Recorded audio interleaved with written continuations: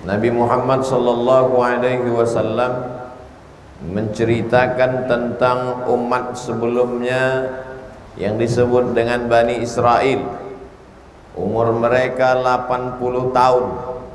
Malamnya beribadah kepada Allah, sedangkan siangnya berjihad fisabilillah. La ya'sunallaha tarfata 'ainin, tidak pernah berbuat dosa kepada Allah walaupun sekedip mata. Ketika Nabi bercerita tentang 4 orang dari kalangan Bani Israel 80 tahun tidak pernah berbuat dosa walau sekedip mata, malamnya beribadah, siangnya berjihad. Ketika itu sahabat Nabi merasa bersedih hati. Karena umur umat Nabi Muhammad SAW baina sittina wa sab'in, antara 60 sampai 70 tahun. Dipotong masa tidur, bekerja, mengurus keluarga, mencari nafkah, bertani, berniaga, mencari penghidupan. Rasanya tidak mungkin bisa mengimbangi 4 orang dari kalangan Bani Israel itu. Allah Subhanahu wa ta'ala yang Maha Kasih dan Sayang tidak membiarkan sahabat Nabi SAW dalam keadaan bersusah hati. Maka malaikat Jibril membawa satu surat, A'udzubillahi minasyaitonir rajim, Inna anzalnahu fi lailatul qadr wa ma adraka ma lailatul qadr, lailatul qadri khairum min alfi syahrin. Ada satu malam, siapa yang beribadah pada malam hari itu lebih baik dari 83 tahun.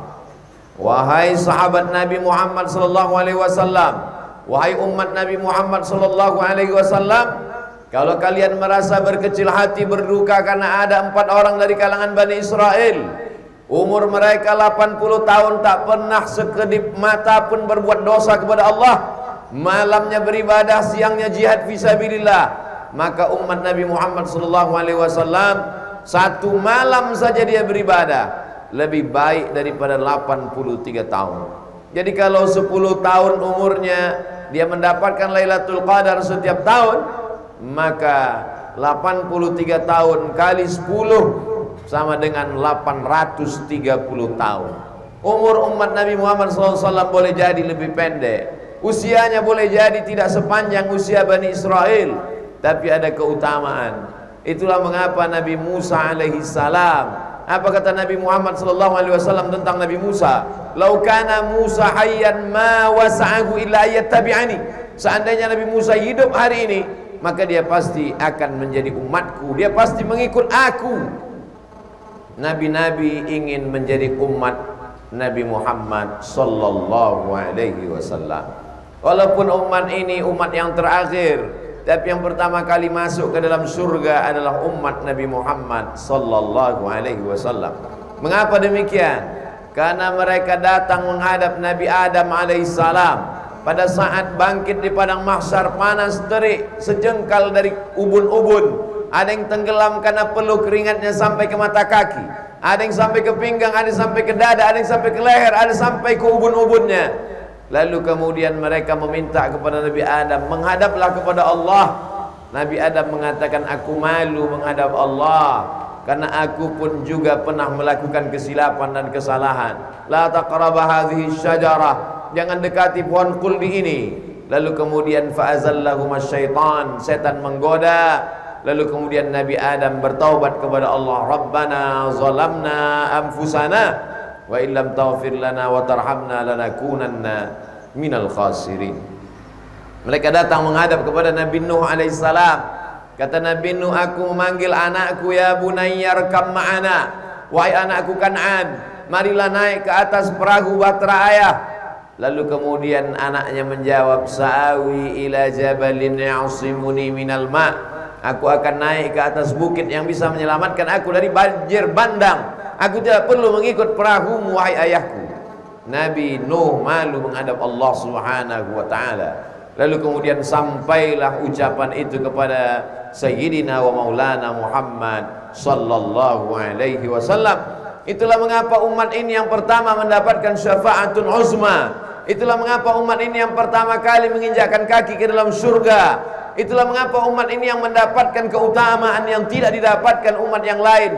Itu karena sayyidina wa maulana wa syafi'ina wa zukhrina wa qurrati a'yunina Muhammad sallallahu alaihi wasallam. Menjadi kebanggaan menjadi umat Nabi Muhammad sallallahu alaihi wasallam. Dia yang begitu hebat, begitu dahsyat syafaatnya, dia tetap berdoa meminta kepada Allah, Allahumma barik lana fi Rajab wa Sya'ban. Berikan kami berkah di bulan Rajab, berikan kami berkah di bulan Sya'ban, wa ballighna Ramadan, sampaikan kami ke bulan Ramadan. 60 hari sebelum nampak hilal Ramadan, dia sudah berdoa meminta supaya disampaikan ke bulan Ramadan, padahal dia dijamin masuk surga, padahal alam terkembang karena dia, padahal dialah yang mengetuk pintu surga pertama kali, padahal dialah yang membuat Allah Subhanahu wa taala kasih dan sayang kepada umat ini. Wa ma arsalnaka illa rahmatan lil alamin. Tidaklah kedatanganmu wahai Muhammad sallallahu alaihi wasallam melainkan menjadi rahmat kasih sayang bagi semesta alam. Maka dia pun meminta agar sampai ke bulan itu. Bulan itu adalah bulan yang dirindukan oleh para nabi. Itu adalah bulan yang dirindukan oleh sahabat-sahabat Nabi, wali-wali Allah, orang-orang yang saleh. Sampai-sampai sahabat Nabi mengkosongkan waktunya khusus untuk bulan tersebut. Itulah yang dilanjutkan oleh para alim ulama. Imam Malik bin Anas meninggal tahun 179 Hijrah. Makamnya di pemakaman Baqi di samping Masjid Nabawi. Ketika di bulan-bulan yang lain dia membuka pengajian kitab Muwatta. Kitab Muwatta adalah kitab hadis-hadis yang dikumpulkan oleh Imam Malik bin Anas, gurunya Imam Syafi'i rahimahullah radhiyallahu an. Tapi pada bulan Ramadan Imam Malik menutup kitab Muwatta, beliau lebih banyak mengkhatamkan Al-Quran. Karena syahrul Ramadan alladzi unzila fihi Al-Quran, karena bulan Ramadan adalah bulan diturunkannya Al-Quran.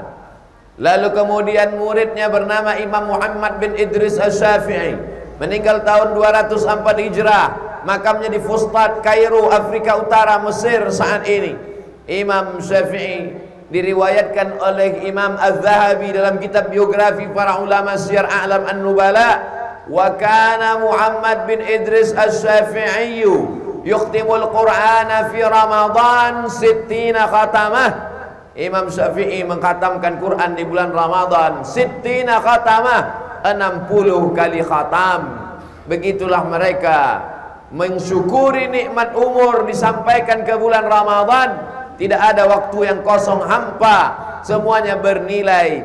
Dan yang paling utama di antara mengisinya adalah bulan yang diturunkan saat itu. Dipilih Allah, inna anzalnahu fi lailatin mubarakah. Kami turunkan Al-Quran itu pada malam yang penuh dengan keberkahan. Berkah ziyadatul khair, lebih dari kebaikan yang semestinya, lebih dari sekedar kebaikan yang seperlunya, melebihi dari malam-malam yang lain. Tapi dalam setahun ada 360 malam. Malam yang mana di antara malam-malam itu maka dipersempit dari 360 malam menjadi 29 sampai 30 malam. Syahrul Ramadan alladzi unzila fihi Al-Quran. Al-Quran diturunkan pada malam bulan Ramadan. Malam yang mana?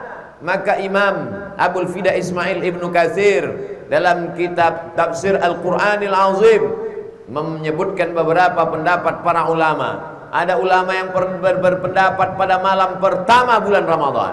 Ada ulama yang berpendapat pada malam 3 Ramadan. Ada yang mengatakan pada malam 5 Ramadan. Ada pula yang berijtihad mengatakan malam 7 Ramadan. Ada di antara mereka yang mengatakan malam 9 Ramadan. Lalu kemudian di antara pendapat Imam Syafi'i mengatakan 17 Ramadan. Itulah mengapa masyarakat Indonesia, Asia Tenggara, Malaysia, Brunei Darussalam memperingati nuzul Quran pada malam 17 Ramadan. Ada pula yang mengatakan pada 10 terakhir Ramadan berdasarkan hadis Nabi. Nabi i'tikaf di 10 hari terakhir Ramadan, dan Nabi berpesan taharru lailatul qadri fil ashril awakhir min Ramadan. Carilah dia 10 terakhir Ramadan. Mengapa Allah tidak menetapkan malamnya? Mengapa hanya menetapkan bulannya? Supaya malam-malam di bulan itu tidak ada yang kosong daripada menghidupkan qiyamul lail, qiyam, bangun, afsyus salam, tebarkan salam, at'imut ta'am, bagi makanan, jangan sampai ada orang kelaparan, berikan santunan beras, nasi bungkus, nasi kotak, jangan sampai ada yang tak makan. Lalu kemudian wa tusalli bil laili wan nasu niyam, wa tusallu bil laili wan nasu niyam. Pada saat manusia tertidur lelap, engkau tegak bermunajat, berdoa di waktu malam. Tidak ada malam yang kosong daripada beribadah. Selesai salat Isya biasanya pulang ke rumah. Di malam-malam Ramadan dilanjutkan dengan tarawih. Lebih baik mengkhatamkan Al-Quran di dalam salat. Maka Umar bin Khattab mengangkat sahabat Nabi bernama Ubay bin Ka'ab untuk menjadi imam salat tarawih di Masjid Nabawi, kota Al-Madinah Al-Munawwarah. Maka satu malamnya 1 juz, 30 malam 30 juz. Itulah yang dilanjutkan sampai hari ini di Masjidil Haram, di Masjid Nabawi. Beberapa masjid di kampung halaman di negeri Melayu tetap melaksanakan 1 malam 1 juz untuk mengajar khatam Quran dalam salat. Bisa setiap tahun, alhamdulillah. Tak mampu setiap tahun, paling tidak sekali seumur hidup pernah mengkhatamkan Al-Quran. Bisa membaca, alhamdulillah. Tak sanggup membaca, menjadi orang yang mendengar pun jadilah. Karena itu akan menjadi amal yang akan dibawa menghadap Allah Subhanahu wa ta'ala. Cari imam-imam yang hafalannya bagus, cari yang suaranya nyaring, indah didengar, sehingga membuat kita lebih khusyuk. Lama terasa, tapi karena keindahan bacaan tak terasa begitu lama. Karena telinga juga perlu keindahan. Walaqad zayyana as-samaa'a bizinatinil kawakib. Langit-langit kami hiasi dengan bintang ke bintang, planet-planet bertebaran. Begitu indah di tengah malam. Kalau malam indah karena bintang, mata nyaman melihatnya, maka telinga juga nyaman, terang benderang, indah mendengar suara para qari membaca Al-Quran. Laisa minna man lam yataghanna bil Quran. Siapa yang tidak melantunkan Al-Quran dengan suaranya yang merdu, maka dia bukan umat Nabi Muhammad sallallahu alaihi wasallam. Lalu kemudian selesai tarawih ditutup dengan witir. Innallaha watirun, Allah maha ganjil, yuhibbul witra. Allah suka kepada salat yang rakaatnya ganjil. 1 rakaat, 3 rakaat, 5 rakaat, 7 rakaat, 9 rakaat, 11 rakaat. Witir yang paling banyak pernah dilaksanakan Nabi sallallahu alaihi wasallam. Lalu kemudian setelah itu membaca Al-Quran, bertadarus. Membaca Al-Quran selama ini hanya didengar telinga sendiri. Pada saat tadarus diperdengarkan kepada orang lain. Ada matnya yang kurang tepat, ada makharijul hurufnya yang tidak pas, ada bunyinya yang tidak sesuai. Telinga kita tidak pernah mengkoreksi diri kita, karena kita merasa bacaan paling bagus, paling benar. Maka pada saat tadarus memperdengarkan bacaan ke telinga orang lain. Orang yang tahu peci kita miring, orang yang tahu kain kita tidak rapi, orang yang mengerti bagaimana bentuk baju kita. Kita adalah orang yang siap dikritik orang lain. Filosofi yang terkandung dalam tadarus.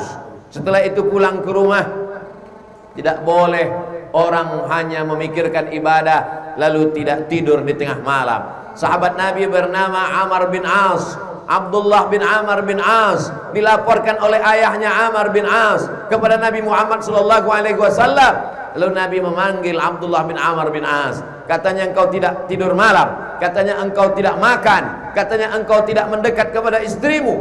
Maka kata Nabi sallallahu alaihi wasallam menegur Abdullah bin Amr bin As, "Inna li jasadika 'alaika haqqan." Badanmu perlu hak, kasih dia makan, kasih dia minum. Inna li 'ainika 'alaika haqqan. Matamu punya hak, kasih dia tidur. Inna li ahlika 'alaika haqqan. Istrimu punya hak, beri dia perhatian. 3 yang tidak boleh dianiaya. Badan kasih makan, mata kasih tidur, istri berikan perhatian. Itu pesan Nabi sallallahu alaihi wasallam. Jadi kalau ada orang yang bangga dengan ibadahnya, maka sesungguhnya kalau dia tidak adil, dia zalim, dia aniaya, dia akan dituntut di hadapan Allah Subhanahu wa taala. Selesai tadarus, berikan hak mata, tidurlah sampai pada waktunya. Wa minal laili, dari sebagian malam, fatahajjat, bangkit, lawan tidur, tegak berdiri menghadap Allah. Hilangkan kantuk dengan berwudu, mandi lebih baik, Lalu setelah itu bermunajatlah kepada Allah Subhanahu wa taala. Allah tidak minta sepanjang malam. Wa minal laili, dan dari sebagian malam. Fatahajjad, maka lawanlah kantukmu. Nafilatan lak, sebagai amal tambahan. Asa ayyab'atsaka rabbuka maqaman mahmuda.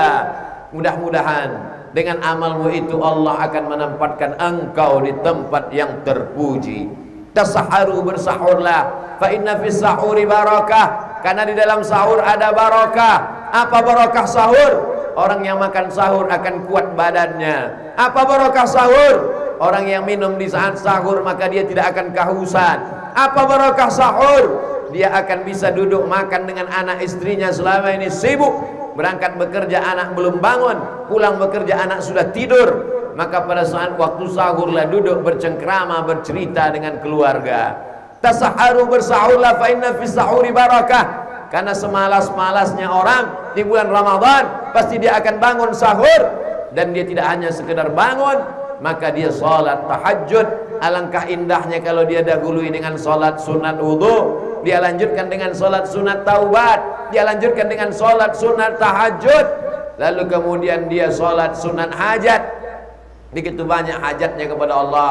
Minta rezeki yang berlimpah, minta keluarga yang sakinah, minta anak istri yang soleh dan solihah, minta ibadah sampai ke Baitullah. Maka dia munajatkan kepada Allah. Aqrabu ma yakunul abdu min rabbihi wa huwa sajid.